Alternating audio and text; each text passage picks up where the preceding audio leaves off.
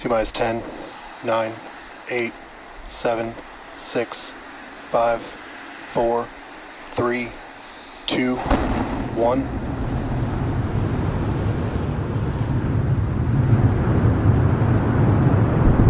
We have liftoff. Go Super Heavy. Go Starship. Thanks for all the historic flights, Pad 1.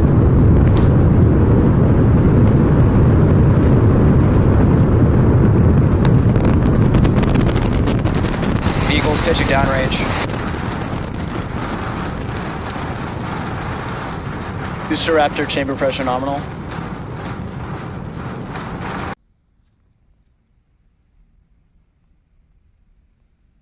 See the engines throttling down. Booster engine cutoff.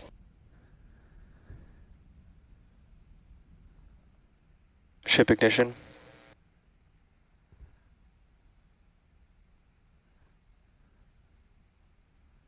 Stage separation. Use back burn startup.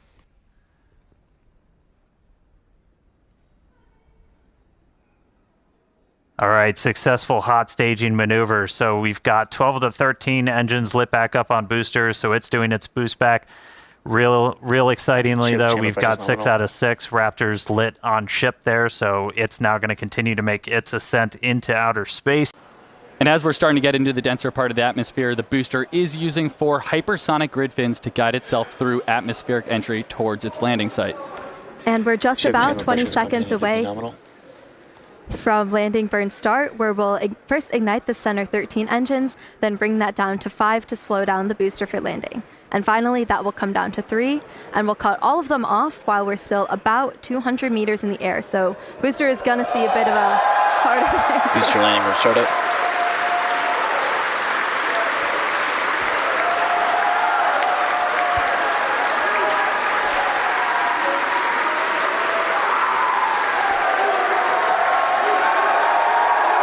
Booster landing burn shutdown.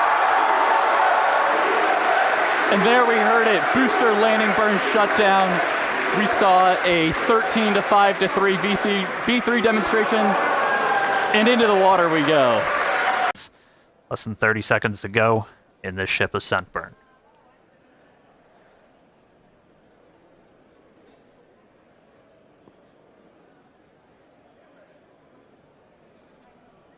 All right, our vacs have shut off.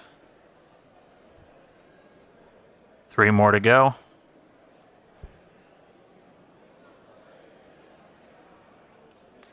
Ship engine cutoff.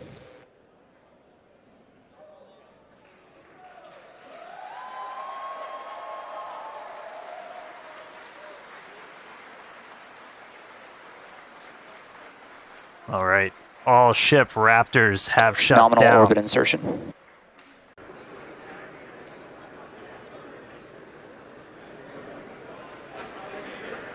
Yeah, and anybody that's been following Starship, you know, Starlink's kind of the MVP for these flight tests, where it's not only giving us the views we're seeing right now, but also just real-time data through every phase of flight. So we've got a couple dozen cameras on Starship. We've also got a bunch of cameras spread across the globe, including out in the Indian Ocean, where we've got our fun buoys floating. There goes another one.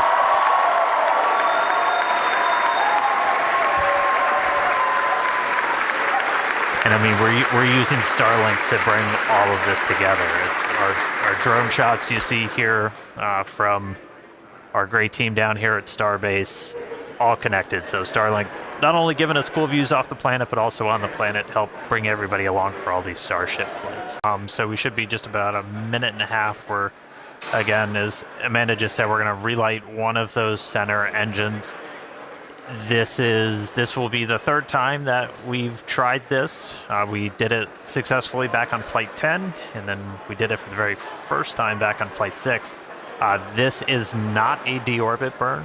This is demonstrating essentially all of the systems you would need to do a deorbit burn. So that's obviously your Raptor engine, and then also your header tanks, your smaller tanks in the nose cone, where we have liquid oxygen, liquid methane in a smaller, more easily pressurized container, which we can use for on-orbit burns. And we're also going to tap into those when we do our landing burn. So this will be a critical capability. Once we go to full orbital missions, you'll have to do a deorbit burn to break out of orbit, send it back down to Earth. But in this instance, we're already on our way back down towards Earth. So this is just going to demonstrate the capability of turning one of these engines on. We should be coming up in just about 20 seconds or so, looking for one of those Raptor engines to turn back on. They've been off since we completed that successful ascent burn almost 30 minutes ago. Here we go. Oh, Raptor ignition. And shutdown. All right, there was that Raptor relight. Looks like engine 3 full duration. As Dan mentioned, that's a third attempt, and we just did it 3 times in a row. So congrats to the team, the ship team, Raptor team. And then there we heard nominal second orbital insertion. All right, so congrats everyone on the milestone. E3. So yeah, Starlink provides us with one more path to collect data and help us rapidly iterate Starship's design. And if the ship does manage to make it all the way to re-entry, we'll collect valuable data on the spacecraft flying through the Earth's atmosphere at hypersonic speeds, or more than 5 times the speed of sound. Re-entry is typically a portion of flight where we don't have communications with spacecraft because it's re-entering at or around orbital velocity, which is roughly 8 kilometers per second or 5 miles per second. At those insanely high speeds, the spacecraft moving through the atmosphere creates a plasma field around the vehicle. Yeah, and that blanket of plasma distorts communication frequencies, so it's not uncommon to experience brief blackouts in communication.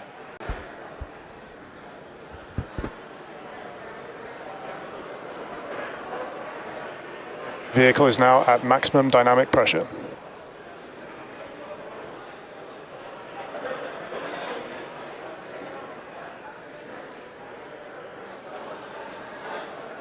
All right, that was basically our reverse max Q, so most aerodynamic stress that it's going to see during re-entry, we just passed through it, so we're past that, we're past peak heating. The ship is making its turn for final approach. And here's this kind of aggressive final turn that would essentially position it so it's right behind the launch and catch tower.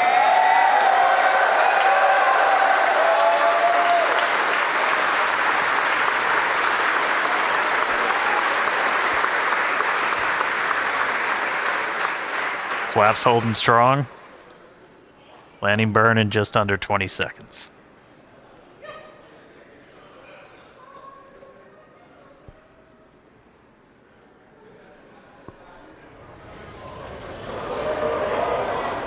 Ship landing startup.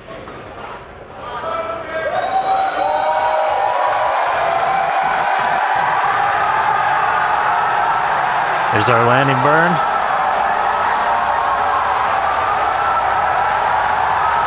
Three down to 2. Starship has landed.